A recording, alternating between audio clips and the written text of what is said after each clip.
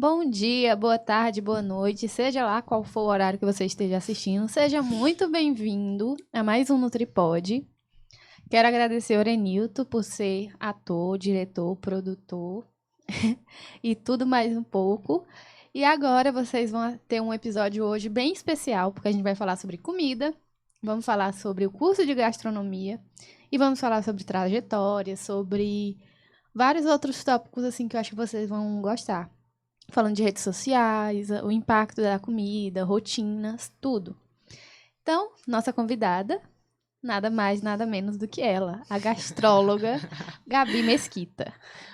Olá, gente. Nadine, mais uma vez, muito obrigada pelo convite. É sempre uma honra estar aqui falando sobre tudo que eu puder trazer de conhecimento, de dica, de tudo que for para agregar, para trazer um pouco de saúde, de sabor, de saber, né? Eu sempre tento trazer essa questão da importância de considerar a gastronomia como um saber, como uma ciência, né? A gente não é tão levado a sério ainda no mercado de trabalho enquanto academia, mas a gente vem lutando, né, para isso. E aí eu acho que daí a importância de a gente estar sempre cada vez mais presentes nesses locais, podcasts, palestras, workshops, falando sempre sobre essa parte mesmo científica, histórica, cultural, química, né? A gastronomia, querendo ou não, ela é tudo isso. Então, Acaba sendo uma ciência mesmo porque é como deve exatamente. ser vista uma ciência sobre construção de sabores, de cultura, de Isso. momentos. E assim, né, se a gente parar para pensar, a nossa existência, ela se baseia na comida, né? O ser humano, ele se tornou ser humano por ter descoberto fogo, por ter descoberto ali a carne, ter mastigado, e aí fez a nossa caixa craniana crescer, que fez o nosso cérebro se desenvolver. Grandes guerras foram resolvidas em grandes banquetes. Então, a comida, ela sempre teve ali presente em momentos muito importantes para a humanidade, né? Então, por que não tratar a comida com a seriedade que ela merece? Então, muito obrigada por estar dando essa oportunidade da gente bater aqui esse Eu que papo agradeço pela tua legal, né? presença, porque a gente vai discutir um pouco sobre tudo, né? Na área de gastronomia, de alimentar e de nutrir o corpo humano. Então, são duas profissões que devem sempre andar de mão dada, Com que é a certeza. gastronomia e a nutrição. Então, Com muito obrigada certeza. novamente por aceitar esse Por convite. nada. É a segunda vez que estamos gravando, aliás, então Sim. vai ser meio que um repeteco de algumas coisas que a gente fez, só que mais atualizado. Sim. Então, é meio que uma oportunidade da gente estar conversando de novo, né? De lá para cá, todo dia a gente recebe assim um turbilhão de coisas novas, de informações, né? A gente vive a era da informação e, infelizmente, da desinformação também. Então, mais uma vez, a importância da gente estar sempre discutindo, debatendo tudo que se é visto em rede social, né? Que eu acho que hoje em dia a rede social é o grande, assim, o grande quê da questão de todo mundo. A gente está sempre muito ligado em Instagram, em TikTok. Eu acho que hoje são as duas grandes redes sociais responsáveis por levar tudo que a gente vê, tudo que a gente sabe, né? Então, a gente tem que estar aqui sempre reiterando o que é legal, mas também criticando e negando o que não é, né? Ter aquele senso crítico para saber o que a gente recebe, né, de informação, porque Com algumas certeza. são tão assim maléficas que as pessoas mudam tudo por conta de informação. Então, antes da gente falar um pouco disso, eu queria que tu se apresentasse como toda a tua trajetória na gastronomia e um pouquinho sobre tua trajetória com a comida. Pois bem, é engraçado porque você falando me remeteu a justamente que a minha vida, ela, assim como a história da humanidade, ela tem uma ligação muito forte com a comida, porque eu sempre fui uma pessoa gordinha, né? Gorda, na verdade. Desde que eu nasci, eu sempre tive problemas hormonais, então eu fiz tratamentos medicamentosos e dietas muito restritivas desde que eu me entendo por gente, né? E ao mesmo tempo, eu sempre tive uma ligação muito forte com a minha mãe e minha mãe sempre trabalhou fora, sempre trabalhou muito para poder dar uma vida boa para a gente, uma vida que ela não teve. E os dias de domingo eram os dias que minha mãe cozinhava.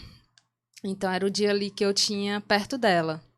E aí eu fui crescendo e vendo ela cozinhando aos dias de domingo e fui, acho que assimilando, né, os dias de domingo, e ali aquele peixe no forno que ela fazia para o meu pai, e ali aquela carne de porco na pressão com cuscuz. E fui querendo aprender, né, cada vez mais, mas até os meus 20 e tantos anos eu nem considerava a gastronomia como um modo de vida, né? Apesar de sempre ter gostado de comer, ter tido essa questão afetiva com a minha mãe. E eu acabei entrando na gastronomia por coincidência. Eu fazia psicologia, inclusive eu estava no 8º semestre já, faltava um ano para eu me formar, mas eu era muito infeliz no meu curso, só que eu não sabia o que eu queria. E aí, era abril, eu lembro, era Páscoa, e eu decidi fazer uns ovos recheados para mim e para minha família. E como naquela época eu não tinha noção de quantidade, né? Sobrou muita coisa, sobrou muito leite condensado, chocolate e tudo mais. E aí a minha irmã sempre me deu muita força, assim, em tudo que eu faço, né? Graças a Deus eu sou muito próxima a ela, inclusive ela é minha melhor amiga. As pessoas da minha família são meus melhores amigos. E aí ela disse, Gabi, por que tu não faz bolo de pote? Com essas coisas que sobraram, tá em alta e tudo mais. Isso era 2015, eu acho. E aí tá, boa ideia.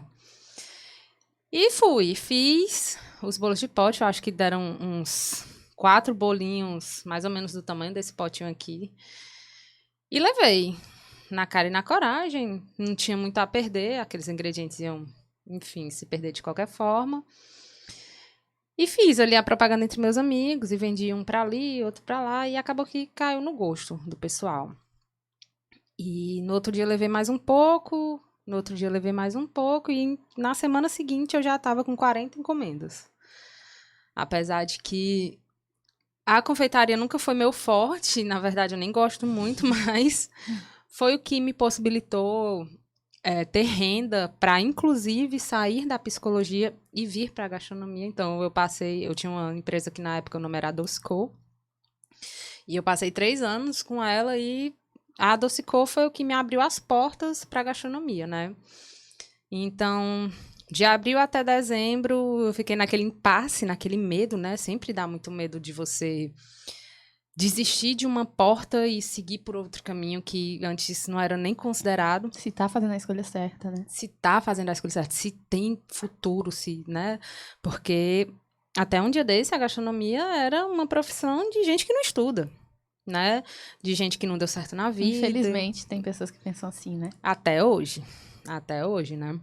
Apesar de que já é muito gourmetizada essa imagem de ser o chefe, né? Graças a esses reality shows e tudo mais, que inclusive, gente, não é nada disso também, tá? Não é essa coisa horrorosa, mas também não é essa coisa glamourizada demais, que você pode ir maquiado pra dentro de uma cozinha.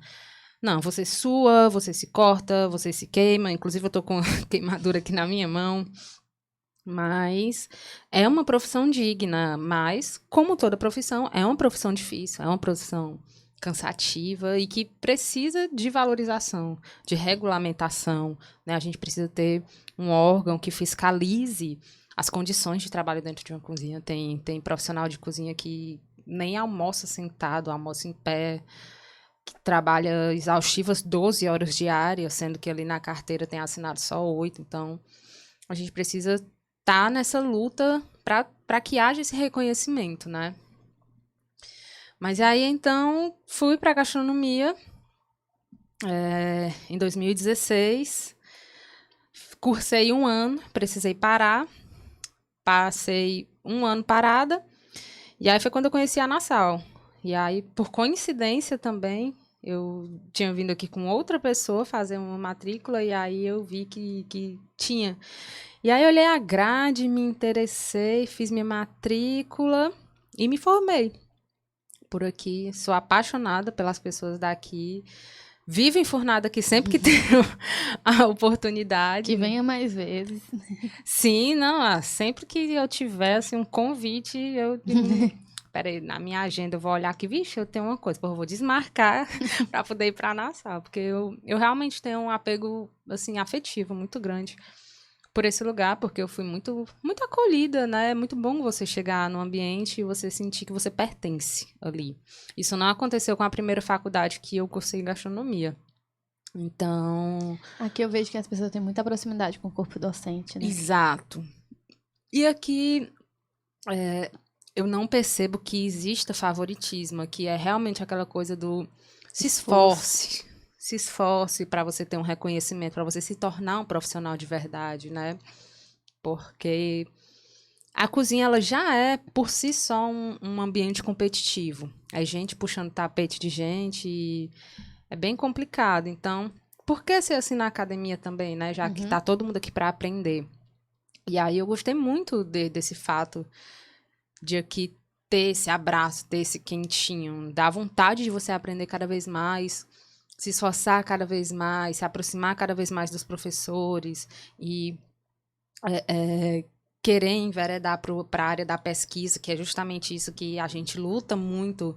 Porque, assim, a maioria das pessoas que entram na gastronomia, na faculdade, né, quer que aqui seja um Senac. É prática, prática, prática todo dia. São poucos os que querem ir para a área de pesquisa. E é justamente a área que a gente é carente, né? Então, eu acho importantíssimo, da parte dos professores, incentivar essa parte, né, da gente. De querer Para descobrir abrir outros mais antes. portas também, né? Exatamente, exatamente. De publicar artigo científico.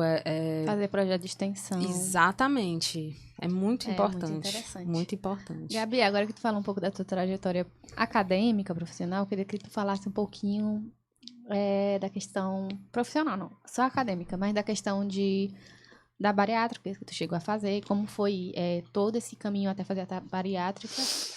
Então, é como eu te falei, eu sempre fui gorda, né? Minha vida foi, digamos que sofrida até. Porque era assim, eu fazia tratamentos com endocrinologista, com nutricionistas também, passei por algumas, mas eu fiz mais tratamentos com médicos, né? Inclusive foi descobrir muito tempo depois que médico não passava, não era para passar a dieta, né? Apesar de que eu fiz muitas dietas que foram prescritas por médicos. E aí, algumas delas eram restritivas, tipo, muito quase restritivas. todas, quase todas. Eu fazia dietas que me mandavam almoçar 2 ovos cozidos.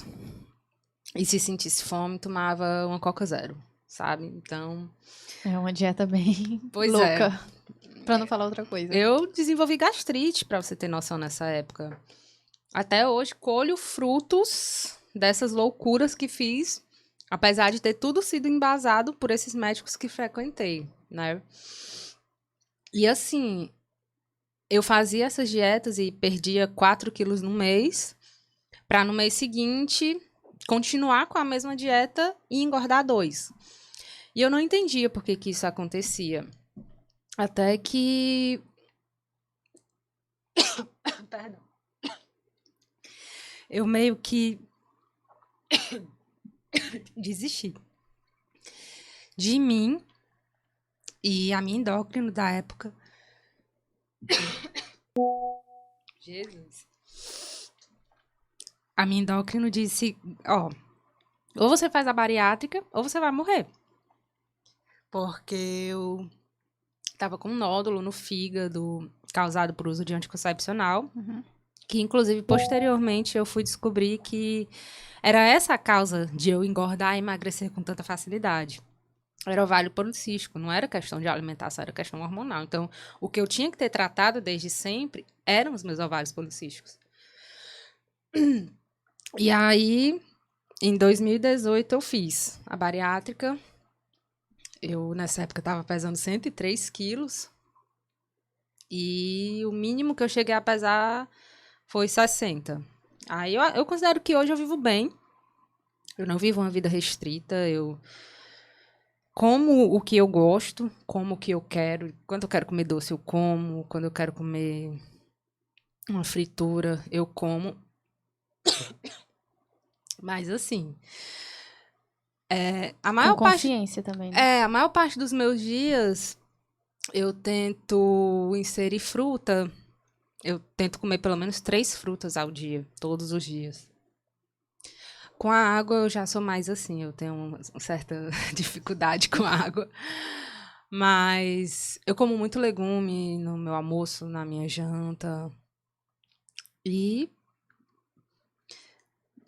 eu considero que eu vivo um equilíbrio legal. É tanto que eu conheço pessoas que fizeram a bariátrica depois de mim e que já ganharam peso. E eu considero a minha trajetória de lá pra cá, já vai fazer, que foi 2018, a gente tá em 2020, vai fazer 5 anos. Então eu considero que eu tô com o corpo ok, tô com a saúde ok, né? Se eu for comparar com os outros parâmetros de pessoas, eu acho que eu tô numa média boa, assim. Eu não sou aquela pessoa noiada, sabe? De não, tenho que fazer dieta, meu Deus, eu engordei 1 quilo. Eu já fiz assim a vida toda, então eu meio que escolhi não ser assim nessa fase da minha vida, porque eu tô bem. É notório que eu tô bem. Tanto que a maior parte das pessoas que eu falo que eu fiz bariátrica diz, engraçado, tu não tem aquele aspecto de doente, né? E eu falo, ó, realmente eu não considero que eu pareço que tenho anemia, né? Que eu acho que o aspecto de doente que as pessoas falam é muito ligado a essa questão da anemia. Porque fica dependente de algumas vitaminas, né? Sim. Então, é uma atenção que tem que se dar bastante para quem faz a bariátrica. Isso, na verdade, a vida toda eu vou ter que suplementar, porque eu nunca vou conseguir... Sempre vai ter que suplementar. Exatamente. E aí também tem a questão de pessoas que retornam ao peso que tinham, ou até mais, antes de fazerem a bariátrica. Sim. Então, é uma coisa que realmente você tem que estar preparado psicologicamente e saber que vai ter uma trajetória de reeducação antes e pós a bariátrica. E não só a reeducação alimentar, como eu acho que a questão de um preparo psicológico para tratar qualquer tipo de compulsão. Porque eu conheço muita gente que, por exemplo, se tornou alcoólatra depois da bariátrica. Porque, assim, quando você é viciado, eu acho. Não, eu acho que compulsão e vício são coisas diferentes. Mas quando você tem compulsão por uma coisa, e aí do nada vem ali uma intervenção que lhe obriga a não ter mais essa compulsão, né?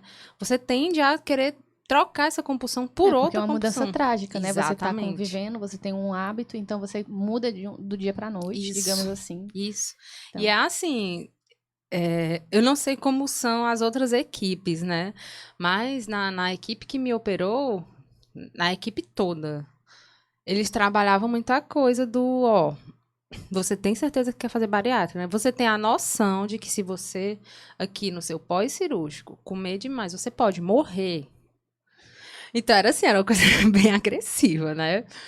Mas comigo funcionou, né? No meu pós, porque bate. Eu não posso ser hipócrita e mentir aqui de dizer que não bate aquele desespero. Eu quero mastigar, eu quero comer. Porque, como você falou, é uma mudança muito drástica. É assim, na terça-feira você estava comendo normal. Na quarta você se opera, na quinta você já não pode mais mastigar. É uma quebra muito grande pro seu corpo. E é assim, é a quinta, e aí depois tem a sexta, sabe? E os 15 dias ali de pós que você tem que tomar os copinhos de café 100% líquido. Líquido mesmo, não é nem batido, é líquido mesmo. Então você sente falta de mastigar, você sente falta da comida salgada, né? Você começa a ficar imaginando aquilo lá quando eu comer. Quando eu puder comer. Mas eu ficava assim, remoendo na minha cabeça a frase que a equipe dizia não, se eu comer eu vou morrer. Eu não quero morrer. Eu fiz isso aqui justamente para eu não morrer, né? Mas o que é que acontece? As pessoas trocam essa necessidade do comer por outra coisa. E aí tem gente que vai pro tabagismo, tem gente que vai pra parte alcoólica. Eu conheço muita gente que virou alcoólatra depois da bariátrica. Muita, muita. E isso tudo por quê? Falta de preparo psicológico mesmo. É muito importante você fazer terapia depois de tudo isso, porque é como o meu cirurgião dizia, eu vou operar o seu estômago, mas o seu cérebro, ele vai continuar do mesmo jeito. Então, é um preparo para a vida. É uma coisa assim que bariátrica você tem que estar preparado mesmo, porque tem gente que faz em 2 semanas sem estar preparado. Por mais que não seja recomendado, acontece, porque É, mas realmente você tem que estar com muito pulso firme no pós, principalmente. Eu passei um ano. Quando a minha endócrino disse que ou eu fazia ou eu morria, ainda assim eu passei um ano postergando, porque era justamente isso. Eu dizia, eu não tô pronta. Eu não tô pronta, eu não tô pronta. E aí, um belo dia, quando eu estava pronta, eu fiz lá todo o protocolozinho e tudo mais. E fiz e tô aqui. Então, você imagina, se eu não tivesse esperado esse um ano, será que eu estaria do mesmo jeito hoje? Acho que muito provavelmente não. Você tem que se preparar, você tem que se conhecer. Eu acho que o autoconhecimento é a chave mesmo disso. Exatamente. Falamos agora da sua trajetória pessoal. Eu queria que tu falasse da tua trajetória profissional. O que é que tu faz hoje? Já contou isso naquele que a gente gravou e não deu certo. A diferença do gastrônomo pro gastrólogo. Sim. Então, primeiro introduz falando qual é a diferença dos dois e depois fala o que é que tu tá fazendo atualmente. Pronto. Gastrônomo é toda aquela pessoa que estuda sobre gastronomia. Isso pode ser através de artigo científico, isso pode ser através de um curso online, isso pode ser através do YouTube, de um livro, de tudo o que não for acadêmico. Eu lendo um livro já sou gastrônoma? Se você se especializar naquele assunto... entendi. Sim. Gente, é tão, assim, banalizado. Pois é. Inclusive, é por isso que hoje tanta gente faz aí os seus Instagrams de gastronomia, visitando restaurantes, fazendo receitas, como se fosse a coisa mais fácil. Como se dominasse, como se fosse uma coisa bem... Eu particularmente detesto cozinheiro de Instagram. A minha mãe, ela é fã de um aí, e ela grava ali as receitas como se fosse assim, a coisa mais fácil do mundo, sabe? E eu fico olhando assim, eu digo, essa mulher mexe com churrasco e ela não dá mais detalhes ali de como mexer com a carne, de que tem que limpar a carne, de que certas carnes precisam de um tempo de cocção maior. E aí essa mulher foi para um reality show. Ela foi eliminada no segundo episódio. Aí eu, mãe, tua ídola, ó, como ela é uma boa cozinheira. E é isso que me revolta. Essa banalização, essa facilidade, que inclusive é um pouco culpa das redes sociais, né? Da gastronomia. A pessoa se diz gastrônoma assim, não, eu li aqui a receita. Então, vou repostar, eu sou gastrônoma. Porque não faz sentido nas outras profissões, não é assim. Se eu ler um livro de nutrição, não me torno nutricionista. Se eu ler um livro sobre maternidade, eu não sou pediatra, então... Mas sabe uma profissão que eu acho que passou também muito por isso? Foi a do jornalismo, quando eles perderam, né? Teve uma época que, eu nem sei como é que é hoje mais, mas eu lembro, nessa época eu ainda estudava na Unifor, e era uma polêmica, porque não precisava mais se formar em jornalismo para ser jornalista. Então, eu acho que é uma profissão que passou muito, né? Por isso também que a gente passa. E aí a diferença é justamente essa. Gastrólogo é quem faz um ensino superior em gastronomia, independente de ser tecnológico ou bacharelado. Aqui em Fortaleza, o único lugar que tem bacharelado de gastronomia é na UFC. Todas as outras faculdades e universidades que dão o curso de gastronomia são tecnológicos ou técnicos, né? O técnico, ele é como o Senac, né? Ele é voltado mais para a parte prática, né? E na faculdade, não. Na faculdade a gente vê a questão do empreendedorismo, essa parte mais biológica, né? Os processos, a gente realmente aprende ali o beabá da gastronomia. A gente vê a parte de cultura, que eu acho... o meu, assim, é o que eu sou apaixonada, inclusive. E é isso que me faz uma gastróloga. É o fato de eu ter estudado, é o fato de eu ter feito uma pós-graduação, né? Então, é eu ter esse aparato científico. É o que me faz uma gastróloga. Porque tem que ter um diferencial na área, no mercado, né? Porque as pessoas, como ela banalizam bastante, você tem que ser a curva ali. Infelizmente, Nadine, inclusive, mesmo você tendo esse diferencial, ainda assim você é banalizado. Por quê? Porque o que é a diferenciação de você ter uma graduação, uma pós, um mestrado? É você ir ser professor, né? Só que para você ser professor, você precisa ter uma trajetória muito grande, você precisa ter ido para fora do país, de preferência, né? você precisa ter publicado muitos artigos científicos. Então, é assim, é uma coisa que demanda tempo. E dentro da cozinha mesmo, eles não valorizam essa parte. Eles valorizam o tempo que você está ali na prática, o quão rápido você corta uma cebola, se você consegue pegar no cabo de uma frigideira de aço sem se queimar. Então, é assim, é muito difícil em todos os âmbitos. Para quem está começando, para quem é jovem, principalmente.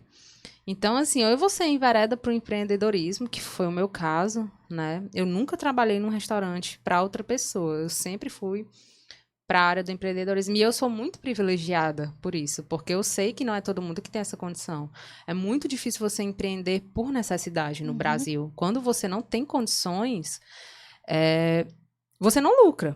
Você não lucra porque você está ali na batalha, no dia a dia, e é difícil demais. Eu só consegui porque eu tinha outro emprego, totalmente fora da minha área.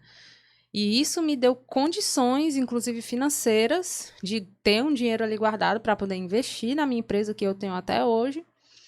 E tô aí lutando para crescer, para inclusive largar o meu outro emprego e me dedicar só à gastronomia. E um dia me tornar uma grande empresa, inclusive, você perguntou, né, o que eu faço hoje. Eu trabalho com marmitas congeladas.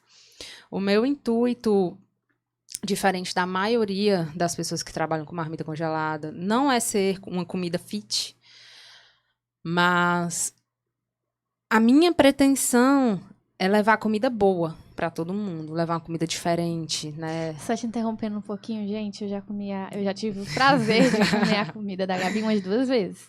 E assim, é maravilhosa, vegana, é maravilhosa. Então, acho que vocês vão gostar de... Não tem uma pessoa que fale diferente, então realmente são comidas assim maravilhosas, que dão aquela... Você sente que é leve e tem sabor. Então, é realmente comidas maravilhosas. Eu tento trabalhar assim alguns patamares dentro da minha comida, da comida que eu faço. Eu tento trabalhar a questão da inclusão, né? Eu só não trabalho com comida sem glúten porque é muito delicado, né? Tem que ter todo um ambiente preparado, um forno só para aquilo, porque a contaminação cruzada do glúten, ela acontece até pelo ar. Então, como eu não tenho material para isso, eu não me arrisco. Não me arrisco e não arrisco meus clientes. Eu prefiro indicar alguém que seja especializado nisso e entregue um serviço, um produto adequado, né? Mas eu Quem tento sabe fazer... quando tu crescer, né? Porque Quem ainda vai ter uma sabe? próxima empresa assim enorme. Exatamente, quem sabe? Mas eu tento fazer sem glúten, tento fazer vegano, vegetariano, ovo-lacto, enfim. De resto, o que você inventar, eu posso até dizer, ó, eu não sei, mas eu vou pesquisar e eu te digo já. Vou testar. Vou testar aqui. Inclusive, eu trouxe até um negocinho pra você provar hoje, que eu fiz uma pastinha de legumes, bem simples. Mas eu usei aqui alguns temperinhos que daqui a pouco eu mostro. Eu quero que ela explique esses temperos, porque isso aqui é tão interessante. Pois é, são temperos que eu trouxe de fora, mas são brasileiros. Eu tento trazer muito essa valorização assim dos ingredientes brasileiros, dos ingredientes cearenses. Mas deixa eu voltar primeiro, né, para não ficar uma coisa perdida. Então, nas minhas marmitas, eu tento trazer a possibilidade de quem nunca provou um pad thai, que é um prato de macarrão tailandês, que ela possa comer aquilo em uma terça-feira qualquer, sem ela precisar se deslocar a um restaurante tailandês para provar aquilo. E no dia seguinte, ela pode comer o frango ao molho que a minha mãe fazia para mim, e aí ela passou a receita para mim e eu fiz no cardápio ali daquela semana. E aí no outro dia ela pode comer um risoto italiano. Então é assim, essa possibilidade de essa variedade de um prato trivial, um prato diferente também, né? E acessível. Eu tento fazer a um preço justo, né? Nem que eu vá ter prejuízo, mas que não é um absurdo. Eu, inclusive, acho bem barato, modéstia à parte, em comparação ao preço das refeições que a gente encontra hoje em dia em qualquer restaurante, inclusive em marmitarias, assim, Até daquelas de frango assado com baião. Porque eu tento entregar uma qualidade de comida que é a qualidade que eu como. Então, eu acho que tá inserido ali um valor agregado bem ok, né? E aí eu tento levar essa coisa dessa comida diferente ao máximo de pessoas possíveis. A minha pretensão hoje não é ficar rica com isso, mas tanto que eu sei que eu poderia cobrar um valor acima do que eu cobro, mas hoje a minha pretensão é ficar conhecida. E aí, futuramente, eu dou a facada nas pessoas. Ela vai conseguir. É brincadeira.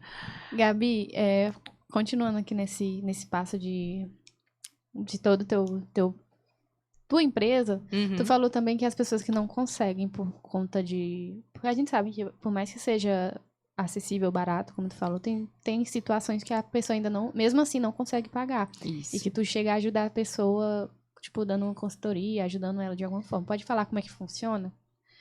Então, na verdade, nesse âmbito, eu nem posso chamar de consultoria, porque eu não cobro por isso. Conselhos. Conselhos da Gabi. São conselhos, assim, eu acho que toda pessoa... É porque, assim, vamos para a parte das polêmicas, né? Eu acredito que a fome, no mundo em geral, ela não é um problema. Porque se ela fosse um problema, ela teria surgido, assim, como problemas surgem, do nada. Eu acho que a fome, ela é um plano político, mesmo. É tanto que nós temos em desperdício anual toneladas e toneladas e toneladas de alimento. E não existem muitos projetos políticos ao redor do mundo para se combater isso. Existe um aqui, outro ali, para trabalhar essa questão da sustentabilidade, mas eu acho que, assim como a questão do incentivar as pessoas a acharem que elas estão doentes para que elas comprem remédio, eu acho que a fome, ela é uma coisa que ela é incentivada pelos grandões, que não dá nem para citar nomes, porque, enfim, não vamos receber um processo aqui. Então, assim,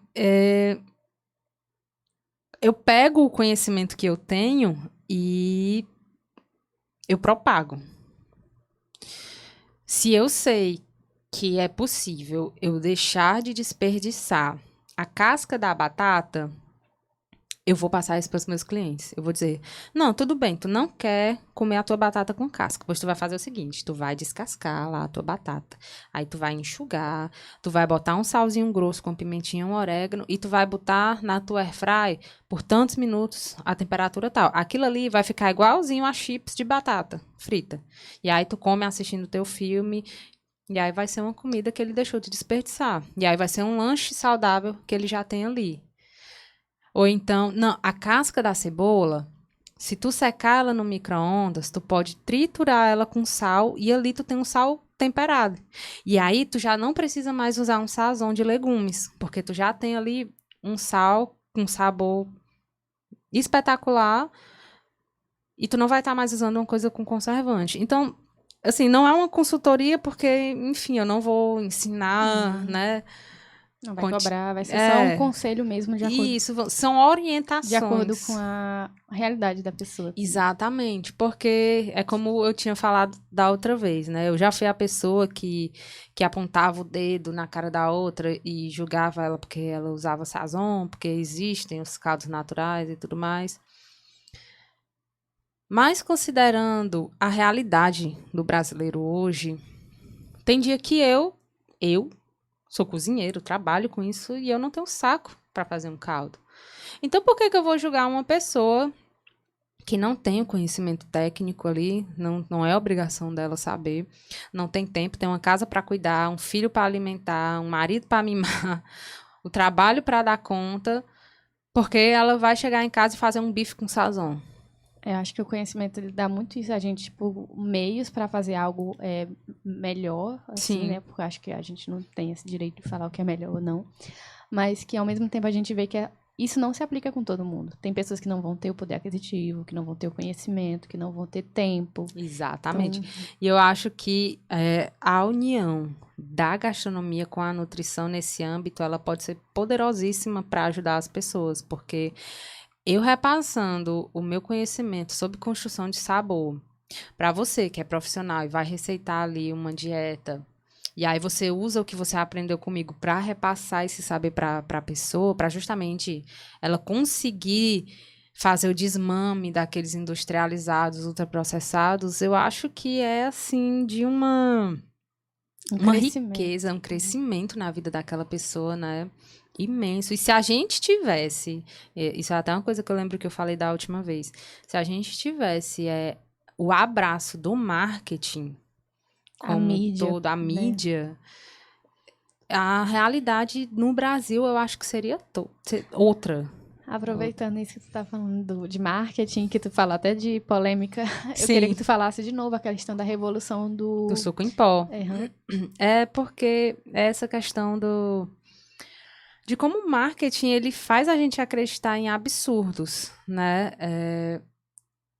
Houve uma época nos anos 90 em que eu não lembro se foi a Nestlé, mas era uma dessas empresas grandes. Ela começou a fabricar o famoso kisuke. E aí ela trabalhou tanto essa coisa do use vai ser bom, que as pessoas acreditaram que era melhor terem na sua mesa, na sua despensa, o tal do suco em pó do que fazer o suco da fruta. E isso acontece até hoje, não só com suco em pó. A questão do suco em pó ela já foi difundida, né? Tanto que hoje em dia não se vê mais tanto essa questão do kisuke. Mas, inclusive, tem profissionais da área da nutrição, por exemplo, que incentivam o uso daqueles ultra coffee, super coffee, ao invés de você tomar, sei lá, um café com canela, que já é um agente que pode potencializar ali os seus... hemogênico. Ou para quem pode tomar um whey com café. Exatamente. Aí, não, tem aqui essa semente do não sei o que, não sei o que, não sei o que, enquanto podia estar tomando uma aveia. Isso. Sabe? E aí, não, porque a melancia tem muita glicose, você não pode tomar. Mas aí passa Coca Zero pra pessoa, como foi passado pra mim um dia. Sendo né? que Coca Zero é rica em sódio. A gente entra tanta polêmica quando é comida, porque tem pessoas que demonizam a aveia e falam sobre quais tipos de alimento queimam calorias. Sendo que o queimar caloria é junto com várias atitudes. Então, sono adequado, beber água, fazer exercício físico. Então, não tem uma coisa milagrosa, é tudo do seu hábito. Então... Exatamente. Então, é assim, essa questão do marketing da mídia, se fosse trabalhado direitinho, né, junto com a gente, eu acho que teríamos outra realidade no âmbito nutricional e alimentar no Brasil, porque a gente, inclusive, vive uma era onde nós temos crianças obesas e desnutridas ao mesmo tempo. Para quem não sabia que isso é possível, isso é possível. Isso foi falado, inclusive, na minha época de faculdade, em sala de aula, e todo mundo ficou muito chocado, mas é porque a questão da gordura, da obesidade é uma coisa e a questão nutricional é outra. E isso se deve justamente ao uso desses ultraprocessados, né? Porque a criança está ali merendando seu xilito com sua Coca Zero, porque o xilito é assado e a Coca é zero, ao invés de estar comendo ali uma fruta, um leite, alguma coisa natural, e ela está ali engordando. E, enquanto isso, as taxas nutricionais dela tudo lá embaixo. Né? E acontece muito isso, porque as pessoas querem uma coisa fácil, aí elas colocam de um lado um suco em pó, um recheado, e do outro uma fruta com suco natural. Sendo que tem diferença. Tem diferença de quilocaloria pela quantidade e tem a diferença do aporte nutricional. Então é muito importante você falar isso, né? Até para os seus pacientes. Pacientes não, os clientes que chegam para comprar marmita. Porque eles chegam, às vezes, muitas vezes, desinformados. Eles só querem uma marmita por achar que são práticos. Aí tu vai lá e guia eles para a informação. De, além de ser prático, é saudável, é saboroso. Inclusive, eu trabalho muito essa questão de ser verdadeira com os meus clientes, né? Porque chega o contrário para mim também. Eles chegam perguntando qual é o valor nutricional da minha marmita. E eu sou muito sincera, né? Eu digo, olha, eu ainda não trabalho com nutricionista, eu não sou nutricionista, eu sou gastróloga. Então, o que eu faço é balancear uma gramatura de legume, de carboidrato e de proteína na minha marmita. Mas em questão de valor nutricional, eu não sei te informar ainda. Até porque eu não trabalho com prato fixo, né? Então, se eu fosse fazer tabela nutricional de cada prato, eu acho que eu tenho pra lá de 100 pratos aí. Então, é um investimento que eu ainda não consegui fazer. Tá nos planos, mas eu procuro ser transparente nessa questão com eles. Então, é assim, eu digo, olha, minha marmita não é fit, ela é saudável. Por que ela é saudável? Porque eu procuro usar legumes, porque eu não uso tempero industrializado, porque eu procuro fazer coisas no vapor, não trabalho com fritura. Então, isso é o que eu considero saudável. E eu explico tudo isso para o cliente, né? Porque para ele, talvez isso não seja saudável também. Talvez o conceito de saudável dele seja outra coisa. Mas eu passo a minha visão, né? E a forma que eu trabalho, e eu deixo sempre muito claro, eu gosto de deixar sempre muito claro, eu não sou nutricionista, então não espere que eu porque já chegou também perguntando se eu prescrevia dieta, em cima da dieta fazia o cardápio, eu dizia também, não trabalho dessa forma. O que eu faço é, você me manda seu plano, né, que o seu Nutri passou, e aí eu faço um orçamento em cima das quantidades, elaboro um cardápio, você mostra para o seu nutricionista para ver se ele aprova. E aí ele aprovando, você aprovando o orçamento, eu elaboro as comidas e lhe entrego. Pronto, aí é desse jeito que eu trabalho. Porque senão as coisas se misturam e aí possa ser que eu faça alguma coisa fora da dieta da pessoa, então é um risco, né? Então a gente tem que trabalhar sempre com seriedade, com transparência, porque, enfim, eu tô lidando com a saúde das pessoas, né? Do mesmo jeito que eu gostaria que a minha fosse levada a sério, que tivesse sido levada a sério no passado, né? Para que eu não tivesse passado por tudo que eu passei, os episódios de compulsão que eu passei por conta de dietas restritivas, eu procuro ser transparente e séria com todos os clientes que chegam até mim, né? Demandando essas questões alimentares e nutricionais. E aí é isso. São esses patamares assim que eu tento colocar dentro de cada marmitinha, né, que eu faço, para que eu consiga entregar um produto com sabor, um produto diferente, que tente se diferenciar de alguma forma no mercado, né. Eu tento trazer uma embalagem diferente também, porque como eu trabalho muito essa questão da sustentabilidade, da não desperdício, né? A minha embalagem, ela é biodegradável, né? Então, eu não faço mais marmita naquela embalagem de plástico. O papel que eu envio, as minhas marmitas, ele se desmancha. Mas ele não se desmancha, obviamente, na mão do cliente, né? Ele pode ir ao freezer e pode ir ao micro-ondas, airfry, forno. E isso possibilita até abrir um leque aí de possibilidades de como ele vai preparar, né, aquela refeição. Mas aí, ao jogar no lixo, esse lixo pode ir para o reciclável e aquilo ali vai se desfazer, né? Diferente do plástico, que é... Enfim, a gente sabe todos os danos que o plástico traz, né? Tartaruguinhas, vamos deixar as bichinhas vivas. Gabi, pode falar um pouco sobre esse livro que você trouxe hoje? Então, esse livro, ele se chama Cozinhando com Bombas de Sabor. E assim, eu sou a louca dos temperos, né? A gente se conheceu no workshop que eu dei, justamente falando sobre ervas e especiarias, temperos secos. Então, eu sempre tento estar me atualizando sobre esses âmbitos. E esse livro eu comprei num shopping, naquelas bibliotecas itinerantes que vem, né? E assim, eu bati de cara nele, eu já me apaixonei, né? Essa capa lindíssima. Tem aqui um monte de coisinha fresca, né? Tem gengibre, tem hortelã. E o que é a premissa desse livro? É justamente você construir bombas de sabor. E o que são as bombas de sabor? São cubos ele ensina você a fazer pastas, molhos, congelar em forminhas de gelo. Gostei desse. Né? Não é tudo muito lindo, gente? É dessa forma aqui que ele ensina.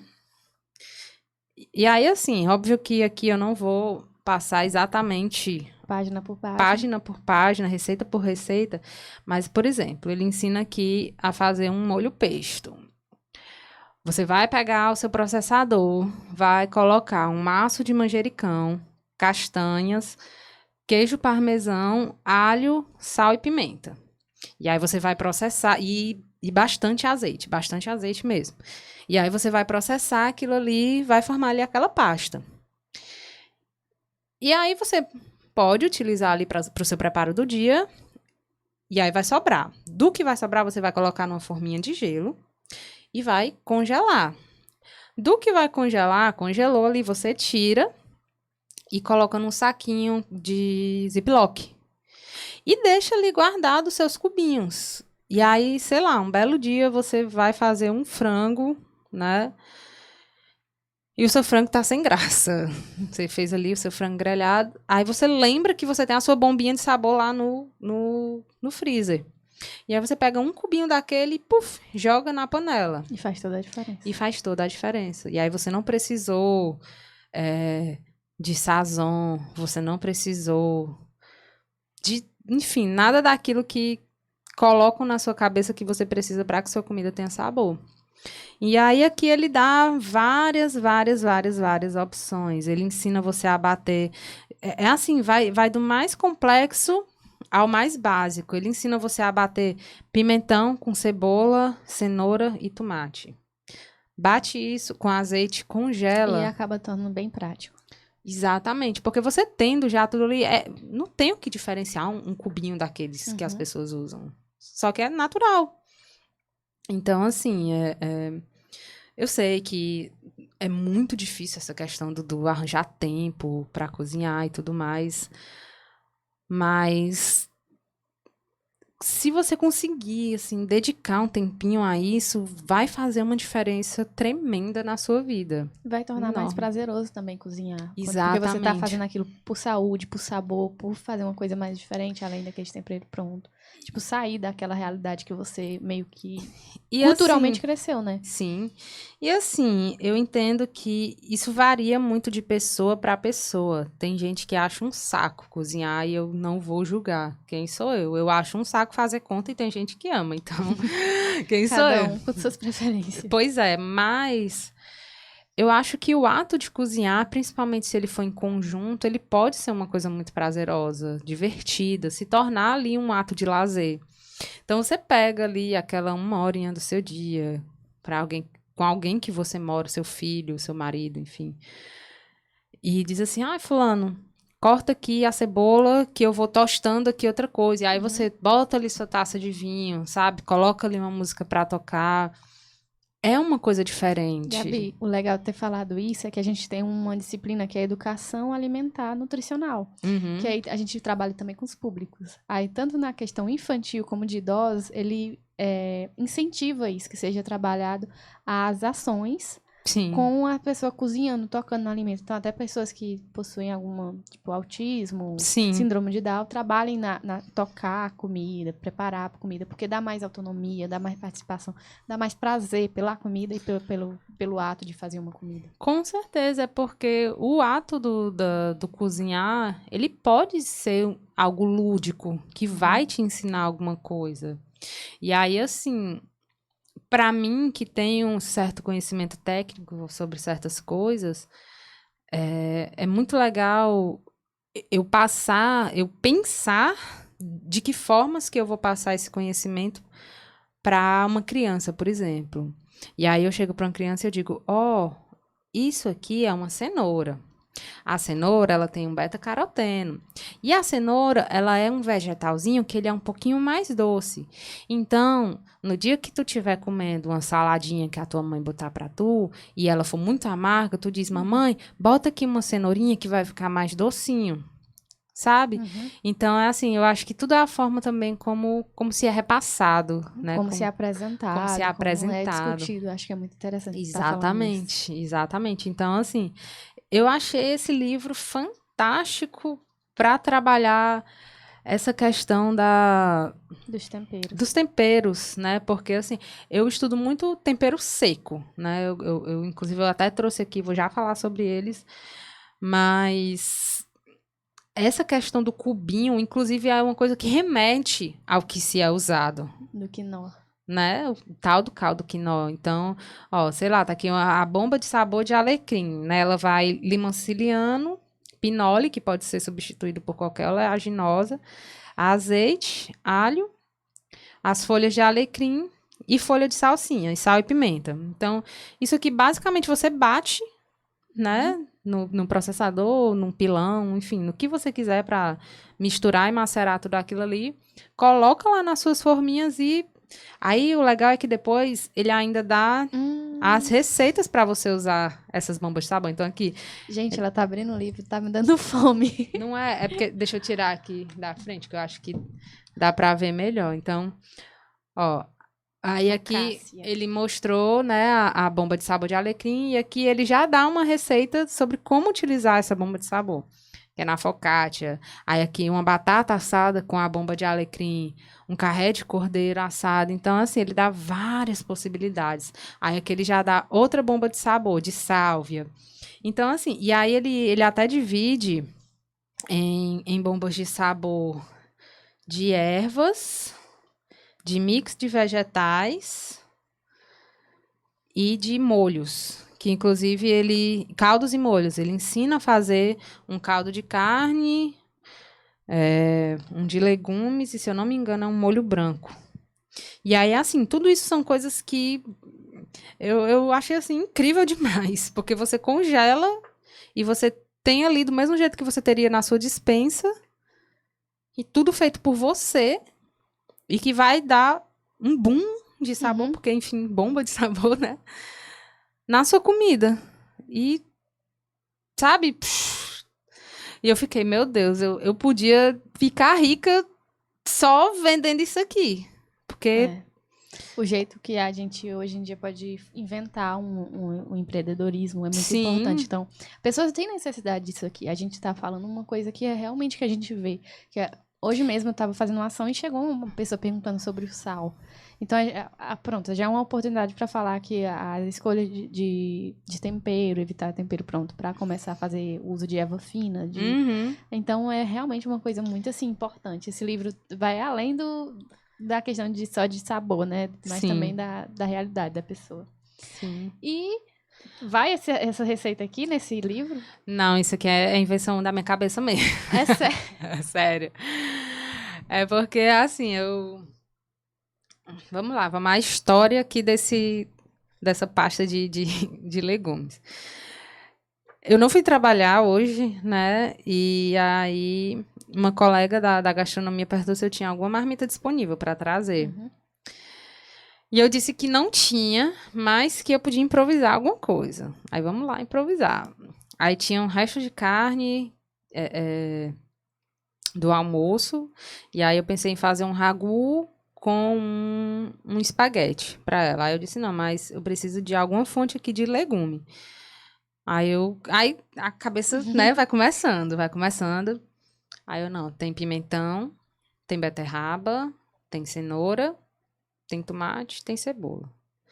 Se eu cortar tudo isso e botar na airfry a uma temperatura bem alta, isso vai caramelizar e vai dar um sabor bem legal. E aí depois eu posso só dar uma leve processada, mas de forma que ainda fique pedaçudinho, e misturo com esse macarrão e com essa carne. E aí foi o que eu fiz, né? Aí desci, a minha mãe, ela viajou para Curitiba, eu acho que tá com uns 2 meses. E aí sempre que ela viaja, ela pergunta se eu quero que ela traga alguma coisa, né? E aí eu fui pesquisar o que era que tinha de diferente lá em Curitiba para ela trazer para mim. E aí tinha essa loja de tempero seco e foi bem na época que a minha loja preferida de tempero daqui de Fortaleza fechou, que era a Bombay, que era lá no Iguatemi. E aí eu disse, mãe, aí onde tu tá tem um canto chamado Cípria. E aí eu vou fazer aqui uma lista de coisa e eu quero que tu traga pra mim. E aí... Eu vou agora apresentar pra você, gente. Ó, essa puxuri, ela é um ingrediente brasileiro, certo? Ela é considerada a noz moscada do Brasil, tá? Então você, deixa eu abrir aqui, Nadine, eu vou te botar inclusive para cheirar, para tu ver como é bom o cheiro dessa bicha.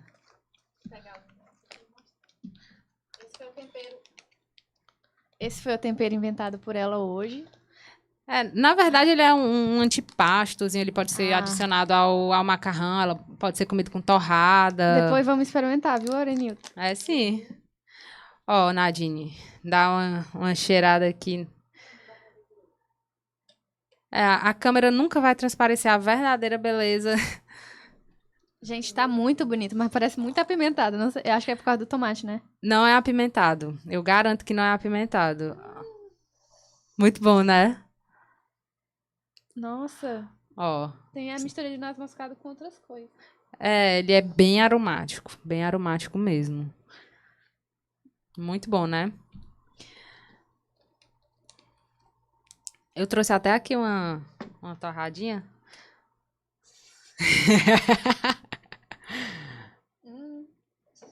E aí, gostou? Depois, Arenilton, tá ótimo. Eu nunca vi essa mulher fazer nada ruim. Hoje, não, e o bom é que minha cara já é apreensiva, né? Pra saber se tu ia gostar. Esse sal, chamado sal trifolate, ele é um sal que ele é substituto ao glutamato monossódico. Vamos lá, por que ele substitui o glutamato monossódico? Glutamato monossódico, para quem não sabe, é o famoso aginomoto, tá? O aginomoto, ele serve para despertar o sabor umami na sua boca. Então, ele incentiva ali a salivação, ele faz você sentir aquele quinto sabor e tudo mais. E esse sal trifolate, ele é um sal que ele foi batido com vários cogumelos. E o cogumelo, para quem não sabe, ele é uma fonte riquíssima de umami também. Então, isso aqui é como se fosse um aginomoto natural. Foi usado aqui também nesse antipasto, digamos Tanto assim. cheio de sabor, gente, eu não sei, tipo, falar... Você fica tentando identificar o que tem, né? Tipo, a gente, depois que tu fala alguns ingredientes, a gente até consegue identificar, mas a gente sabe que tem aquele algo mais. Sim. Aí tem essa pimenta do cerrado, que ela também é conhecida como pimenta de macaco. Ela também é brasileira, tá? E ela é uma pimenta que ela não é apimentada, tá? Ela é uma pimenta aromática. Ela serve para dar sabor. Deixa eu abrir aqui também para tu sentir. E qual seria uma preparação boa para usar ela, já que... Ela é muito usada em doce, por incrível que pareça. Por quê? Olha. Porque tu vai ver que ela remete um pouco ao cravo, à canela, ela é meio assim amadeirada, mas ela é muito boa para cozidos também, cozidos com carne. Eu não sei se tu se lembra que naquele workshop eu até falei que é interessante em alguns cozidos com carne você colocar uma canela, um cravo que dá um quê a mais. Fica justamente essa coisa que a Nadine comentou, que é um diferente que você fica tentando buscar o que é e você não consegue identificar, mas que você sabe que tem alguma coisa diferente, né? Então, essa pimenta do cerrado é mais um componente para trazer esse Se alguém quê. usar isso aqui para fazer perfume, eu compro. É muito bom, né? É muito bom. E por último, mas não menos importante, tem esse molho de tomate perfeito, que é uma criação do dono da Cípria. E ele é uma mistura de tomate desidratado, é tanto que ele é até meio pedaçudo, assim, porque ele é muito suscetível a ficar úmido, porque ele tem tomate desidratado, ele tem algumas ervas. E ele serve para você finalizar um molho de tomate que você vai fazer. Ele consegue tirar um pouco ali da acidez dos tomates. E aí eu tô vendo aqui que ele tem shiitake, fungo também, então ele já traz aquele sabor umami também, então... Isso aqui para finalizar qualquer molho de tomate, qualquer prato que leve tomate, eu acho que é mais um ingrediente que enriquece. Exatamente. Então, eu gosto sempre de trabalhar com essa questão dessa riqueza de sabores, principalmente batendo muito na tecla do é possível trazer riqueza de sabor com ingredientes naturais, né? Eu costumo até brincar que a gente só existe porque nós somos colonizados, porque, enfim, estavam atrás de especiarias, né? E você aí usando sazão. Obrigado tanto por conta de especiarias. Não é? E a gente aqui deixando as bichinhas de lado, mas você sabendo, assim, misturar as especiarias, você sabendo que a premissa das especiarias, né, das ervas, são os óleos essenciais, que se você esquentar ali, se você ralar na hora, esses óleos essenciais vêm à tona, então você colocando ali na hora, vai trazer uma riqueza de sabor muito grande para a sua preparação. Eu acho que você consegue se virar muito bem sem sazão, né? Apesar de que, assim como o suco em pó, imporam essa ideia de que para a comida ser boa tem que usar sazon, né? Porque, enfim, remete à comida de mãe e tudo mais. Falam que é feito com amor, mas na verdade aquilo também é uma bomba né? também, né? De amor não tem nada. Mas a gente também tem que lembrar que a gente entende a realidade de algumas pessoas, mas sim, a gente também sim. entende que se você... Não, acho que não esse, porque eu não sei o preço, né? Mas tem outras oportunidades de você fazer também. Tem, Até o que você falou da casca da cebola, eu não sabia. Eu vou testar. Sim, tenta. Assim, você higieniza muito bem ela, enxuga, e aí coloca na potência mínima no micro-ondas, senão queima. E aí vai colocando lá de 10 em 10 segundos até que ela fique bem quebradiça.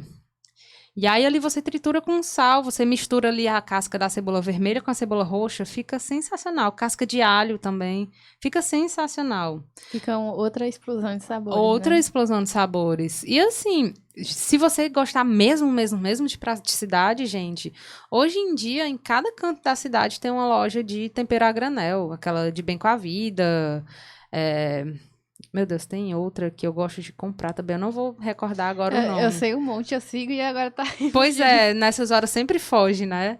E depois que eu peguei Covid, meu cérebro derreteu, assim, pela metade. Eu me esqueço das palavras com facilidade. Mas, assim, em cada shopping, hoje em dia, tem uma loja de tempero a granel. Então, ali tem Lemon Pepper, tempero do Edu Guedes, tempero da Ana Maria, salsa, alho e cebola. Tudo isso você agregando na sua comida vai trazer sabor. E é saudável, porque é natural, né? Não tem ultraprocessado ali. Então, se você preza muito, muito, muito pela praticidade, tenta ir por esse ramo também. Eu comecei por esse ramo. Eu um dia usei sazon também, por incrível que pareça, né? Então, tudo nessa vida, a gente começa dando um primeiro passo, né? Tudo é um caminho que a gente percorre. Então, eu acho que quando a gente tem alguém ali para guiar, para dizer, não, esse caminho aqui é legal. Tentem ir, né? Tentem ir nessas lojas de granel, que você vai começar a conhecer. Tirem suas dúvidas com os vendedores. Eu sei que tem uns que têm umas caras de bicho, mas eles estão ali para isso. Tirem suas dúvidas com ele. Ah, para que serve esse tempero aqui? Esse tempero aqui fica legal. Ele vai saber, ele recebe um treinamento para saber te dizer aquilo. Não tenha vergonha. Porque se você não aprender com alguém, que no caso é o vendedor, que está ali para isso, você vai aprender com quem? Então, não se envergonhe de perguntar, mesmo que seja o óbvio. Porque nada nessa vida é óbvio. Ninguém nasce sabendo de tudo. Tire suas dúvidas, pergunte, queira saber, tenha fome de conhecimento, porque tudo isso vai agregar para a sua vida. Então, vá lá. Sigam a Gabi, o By Me, gente, pra vocês tirarem dúvida, porque ela vai responder vocês. Sim, eu vou responder. Às vezes eu demoro um pouquinho, às vezes eu me esqueço, mas pode ir lá puxar minha orelha que eu respondo sim, tá? O meu @ pessoal é @Gabriela Mesquita Cozinheira, tá?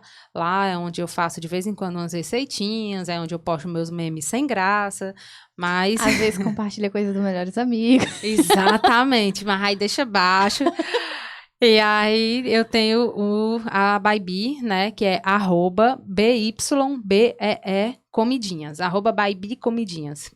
Esse é o Instagram da Marmitaria.